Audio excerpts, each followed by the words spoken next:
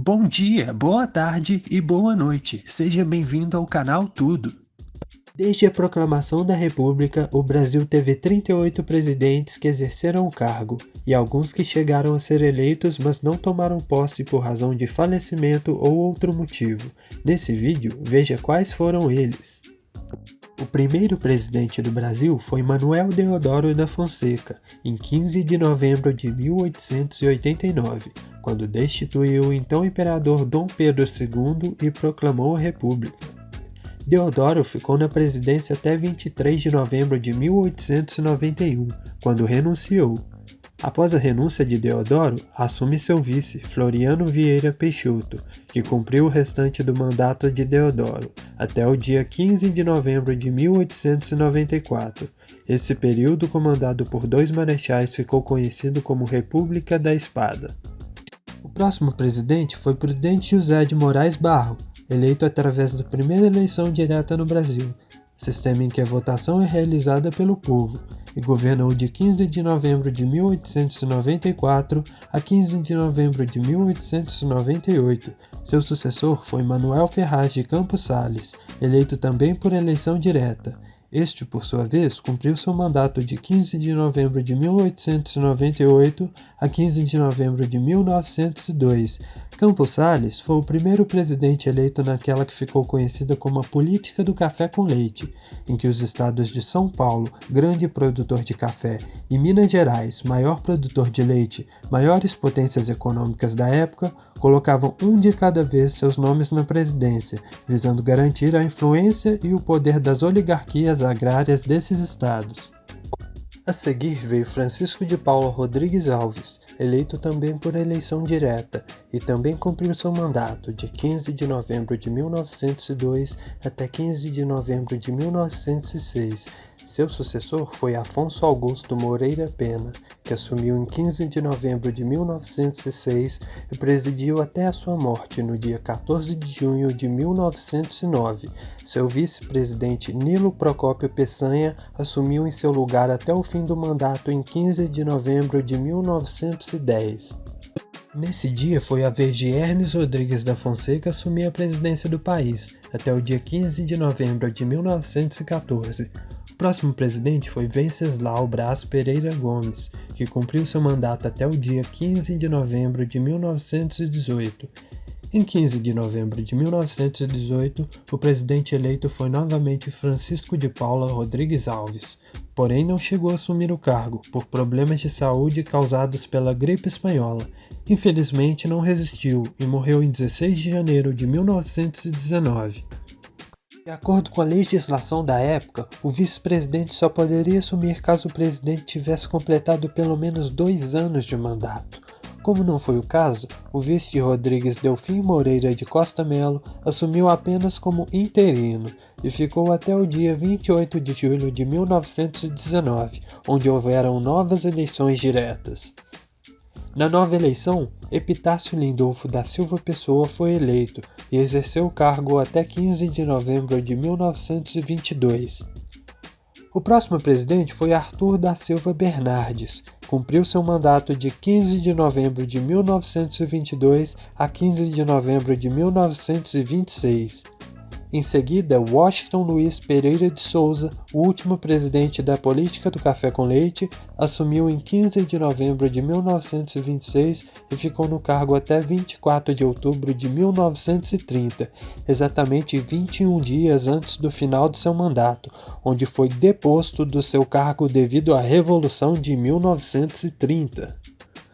Júlio Prestes de Albuquerque havia ganhado a eleição nesse ano, porém também não assumiu por conta da Revolução, que pôs fim no que ficou conhecido como a Velha República. Após Washington ser deposto do cargo, quem assumiu o comando do país foi a Junta Governativa Provisória de 1930, composta por Augusto Tasso Fragoso, general-chefe da Junta, José Isaías de Noronha e João de Deus Mena Barreto, que assumiram no dia 24 de outubro de 1930 até o dia 3 de novembro do mesmo ano. Nesse dia, quem passou a comandar o país foi Getúlio Dornelles Vargas, que ficou no poder durante 15 anos diretos. De 1930 a 1934, presidiu o que deveria ter sido um governo provisório, e de 34 a 37 foi eleito por uma eleição indireta, realizada apenas por membros de uma assembleia fechada, geralmente composta por deputados e senadores. Por fim, de 1937 a 1945, ficou no poder, no período conhecido como Estado Novo ou Era Vargas, época marcada pela centralização do poder e autoritarismo. No dia 29 de outubro de 1945, Getúlio renunciou por pressão do exército, que antes o apoiava.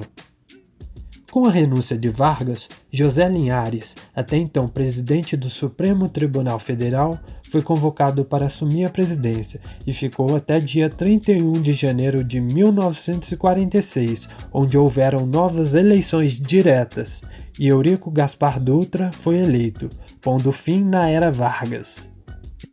Eleito no dia 31 de janeiro de 1946, Dutra ficou no cargo até o dia 31 de janeiro de 1951, conforme a nova legislação, que previa que o mandato presidencial fosse agora de 5 anos.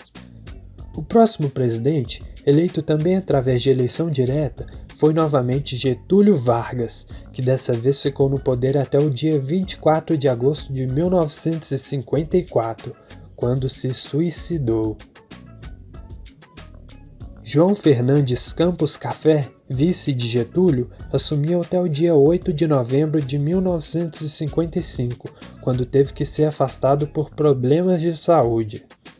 Carlos Luz, presidente da Câmara dos Deputados, assumiu a presidência no dia 8 de novembro, mas ficou apenas até o dia 11 de novembro, quando foi deposto por suspeita de conspiração para não entregar o cargo ao presidente que venceu a eleição do ano, Juscelino Kubitschek. Nereu de Oliveira Ramos era o primeiro vice-presidente do Senado e, com isso, o terceiro na linha sucessória. Assim, permaneceu no cargo até dia 31 de janeiro de 1956.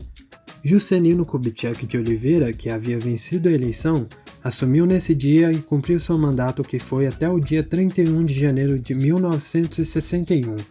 O slogan "O Brasil vai crescer 50 anos em 5" foi o presidente responsável pela construção de Brasília, que substituiu a cidade do Rio de Janeiro como capital do país. Na nova eleição, Jânio da Silva Quadros foi eleito e permaneceu no cargo até o dia 25 de agosto de 1961, após renunciar. Nesse período, seu vice João Goulart estava na China.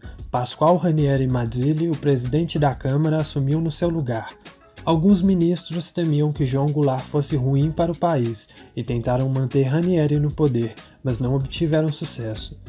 João Belchior Marques Goulart, ao voltar da China, assumiu a presidência no dia 7 de setembro de 1961 e ficou até o dia 2 de abril de 1964, quando foi deposto, apenas 2 dias após o golpe militar, que ocorreu em 31 de março daquele ano. Ranieri, que ainda era o presidente da Câmara, voltou a assumir o poder, dessa vez ficando até o dia 15 de abril de 1964. Nesse dia, foi eleito através de eleição indireta Humberto de Alencar Castelo Branco, dando início também a um período de ditadura militar. Inicialmente, ele iria terminar o mandato de Jânio Quadros, que se encerraria no dia 31 de janeiro de 1966. Porém, seu mandato foi estendido e ele ficou até o dia 15 de março de 1967. Arthur da Costa e Silva foi o próximo a assumir, também por eleição indireta. Foi este que, em 13 de dezembro de 1968, assinou o Ato Institucional número 5, o AI-5, o mais duro de todos os 17 AIs assinados durante os governos militares. Entre outros efeitos, através desse ato institucional, o governo cassou os mandatos de parlamentares opositores, fechou o Congresso por quase um ano e começou uma forte censura em veículos de comunicação, nas artes e na imprensa. Ficou no poder até 31 de agosto de 1969, quando sofreu um derrame cerebral e veio a morrer no dia 17 de dezembro. Pedro Aleixo, vice de Arthur, foi impedido de assumir, e o poder foi passado para a Junta Governativa Provisória de 1969, que era composta por Augusto Hermann Rademacher Grunewald, chefe da junta, Aurélio de Lira Tavares e Márcio de Souza Melo. Ficaram no poder até o dia 30 de outubro de 1969. A partir daí, Emílio Garrastazu Médici assumiu o poder, também por eleição indireta, e ficou até o dia 15 de março de 1974, quando acabou seu mandato. Ernesto Beckmann Geisel foi o próximo, também por meio de eleição indireta, e ficou até o final de seu mandato, dia 15 de março de 1979. Seu sucessor foi João Batista de Oliveira Figueiredo, que terminou seu mandato no dia 15 de março de 1985. Foi o último presidente do período da ditadura militar. O próximo presidente foi Tancredo de Almeida Neves, eleito através do colégio eleitoral. Porém, na noite do dia 14 de março, dia anterior da sua posse, foi internado por problemas de saúde e veio a falecer no dia 21 de abril. Seu vice, José Sarney de Araújo Costa, assumiu em seu lugar e ficou até o final do mandato em 15 de março de 1990. Em 90, as eleições diretas voltaram e Fernando Afonso Collor de Mello foi eleito, presidindo até o dia 29 de setembro de 1992, quando foi afastado de seu cargo após a votação na Câmara pelo seu impeachment. Em 29 de dezembro, renunciou antes do encerramento do processo. Após ser afastado, quem assumiu o cargo foi seu vice, Itamar Augusto Cautiero Franco. Foi em seu governo que foi criado o Plano Real, trazendo estabilidade econômica e pondo fim a décadas de hiperinflação. Ficou no cargo até 1º de janeiro de 1995. A partir daí, quem assumiu foi Fernando Henrique Cardoso, tendo sido eleito 2 vezes. Ficou no poder até dia 1º de janeiro de 2003, quando Luiz Inácio Lula da Silva assumiu e foi reeleito, ficando no cargo de 1º de janeiro de 2003 até 1º de janeiro de 2011, passando o cargo para sua sucessora, Dilma Vana Rousseff, a primeira mulher eleita presidente. Porém, no dia 12 de maio de 2016, durante seu segundo mandato, Dilma foi afastada depois de uma votação no Senado Federal, que autorizou a abertura do processo de seu impeachment, após o mesmo ter recebido autorização por votação na Câmara. E no dia 31 de agosto de 2016, o Senado Federal aprovou o pedido de impeachment, fazendo assim Dilma ser afastada definitivamente do cargo.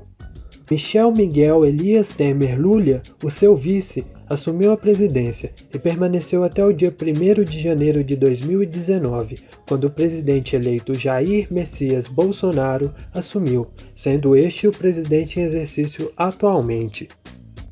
Bom pessoal, esse foi o vídeo de hoje. Se você curtiu, deixa o joinha e se inscreve no canal que nos ajuda bastante. E não deixe de conferir os links da descrição. Por enquanto é isso, ficamos por aqui. Até o próximo vídeo.